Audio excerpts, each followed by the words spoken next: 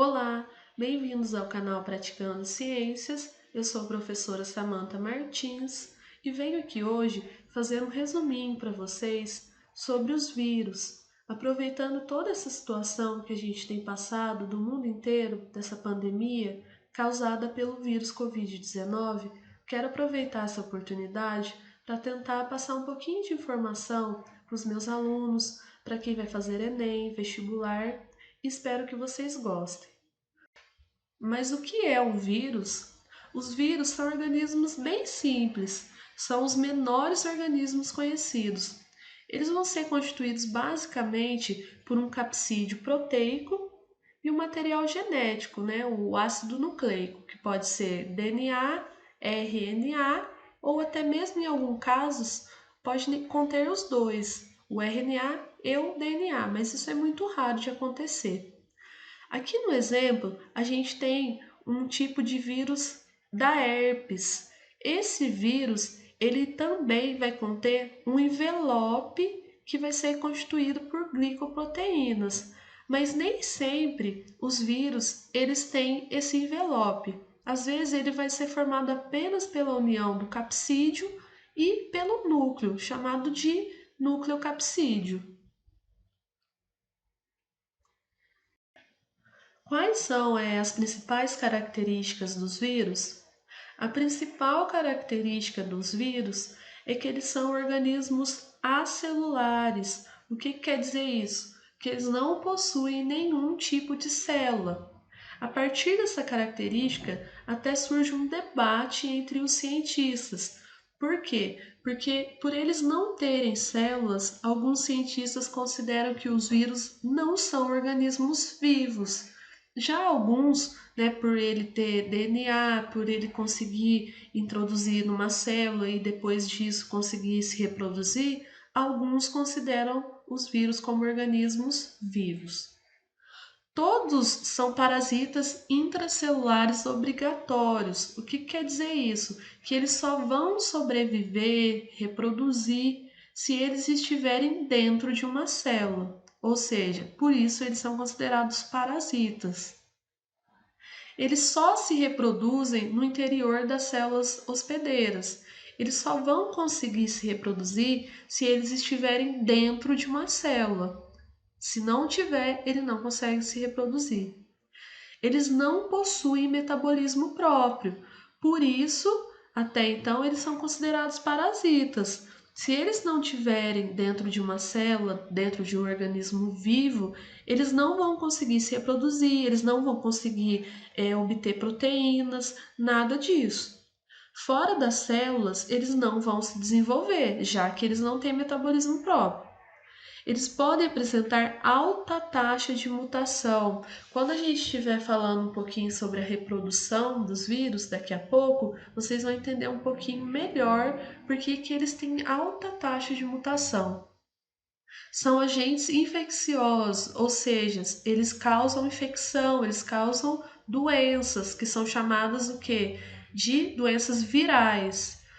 E eles não sofrem ação de antibiótico. Por quê? Depois eu vou gravar um vídeo para vocês falando sobre bactérias. Aí vocês vão entender um pouquinho melhor qual que é a diferença de bactéria e vírus. No caso do antibiótico, ele vai ter ação apenas contra bactérias, não tem nenhuma ação contra o vírus. Como ocorre a reprodução dos vírus? A gente viu anteriormente que os vírus eles são seres acelulares, que eles não possuem nenhum tipo de célula.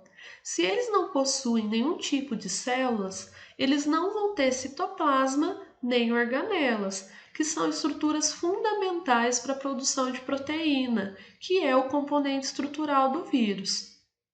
Por isso, eles vão se desenvolver no interior da célula hospedeira, onde eles vão usar todo o aparato celular da célula para eles se reproduzirem. Quando eles começam a se reproduzir, eles vão poder desenvolver dois tipos básicos de ciclo. O primeiro ciclo de reprodução dos vírus que a gente vai ver é o ciclo lítico. Lembrando que existem diversos tipos de vírus. O vírus que eu peguei aqui como exemplo é um bacteriófago.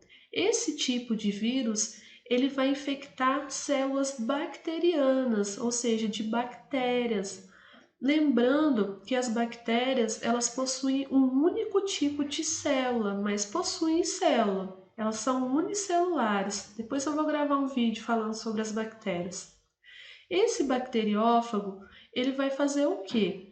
Primeira coisa, ele vai entrar em contato com a célula bacteriana. Quando ele entrar em contato com a célula bacteriana, ele vai injetar o material genético para dentro da célula. Quando ocorrer isso, ele vai produzir várias cópias e vai transcrever o material genético dentro da célula. Depois que isso acontecer, vão se formar novos vírus. A célula bacteriana, ela vai estar infestada de vários vírus que formaram-se através da reprodução.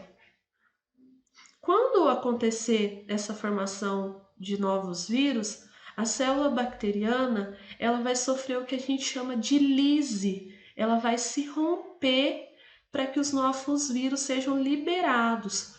Quando acontece essa lise, vai acontecer a destruição dessa célula e aí os vírus vão ser liberados. Quando esses vírus eles serem liberados, eles vão poder parasitar outras células bacterianas e aí vai acontecer novos ciclos de reprodução. Cada vírus desse daqui pode infectar uma bactéria. E aí o ciclo volta a se repetir novamente.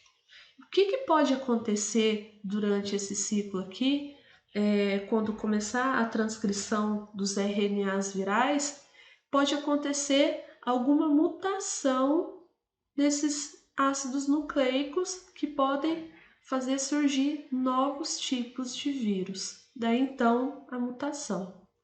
Quando o vírus apresenta ciclo lítico, ele recebe o nome de vírus lítico ou virulento.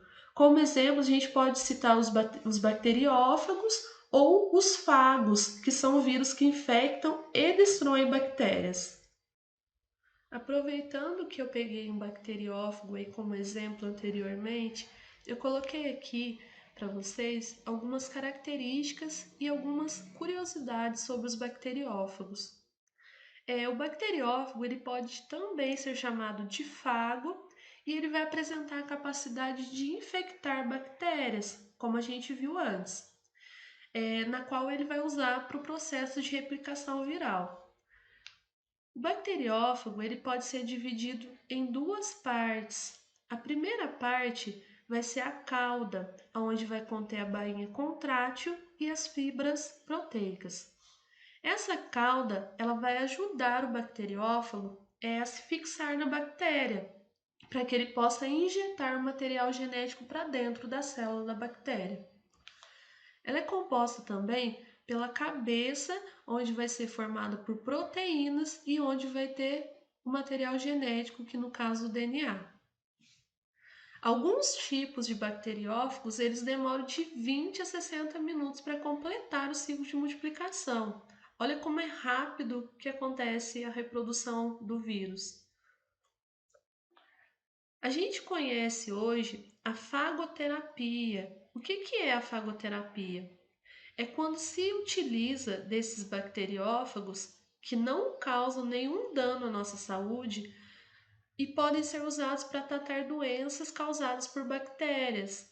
Essa técnica, ela baseia-se na inserção de bacteriófagos no organismo a fim de que eles encontrem e parasitem as bactérias que podem causar algum tipo de doença, né? E podem causar a lise, que é a destruição dessas células.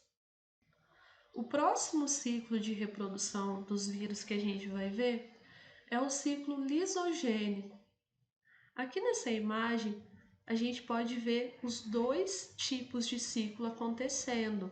O que a gente viu anteriormente, que é o ciclo lítico, e o que a gente vai ver agora, que é o ciclo lisogênico. Primeiramente, o que vai ocorrer? O vírus ele vai injetar o material genético, né, o DNA dele, para dentro da célula da bactéria, e esse DNA deste vírus ele vai se incorporar junto com o DNA da bactéria. Quando isso acontecer, né, que o material genético já tiver incorporado, o material genético do vírus e da bactéria vai se tornar um só. E aí a célula vai continuar a se reproduzir normalmente, como se nada tivesse acontecendo. Porque esse tipo de ciclo, o material genético desse tipo de vírus, ele não interfere no metabolismo, no funcionamento dessa célula.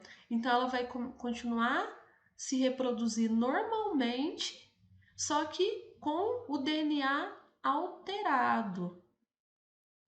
Quando isso acontecer, as células elas vão reproduzir-se normalmente e vão transmitir o DNA viral para as outras células descendentes. Geralmente, os sintomas causados por vírus lisogênicos, eles podem demorar a aparecer. Eles tendem a ser até incuráveis, né? Doenças do tipo de ciclo lisogênicos causados por vírus, eles não têm cura, né? A gente tem como exemplo a AIDS e a herpes. Pessoal, para encerrar esse vídeo, eu quero falar de forma geral um pouquinho com vocês sobre as doenças causadas por vírus. Por que de forma geral? As doenças virais, elas são diversas. Então, o que a gente precisa saber? Como que eu pego determinada doença? Quais são os sintomas? E o mais importante, a profilaxia. É o que a gente tem que fazer para não contrair aquela doença. No caso do vírus, como que a gente contrai essas doenças?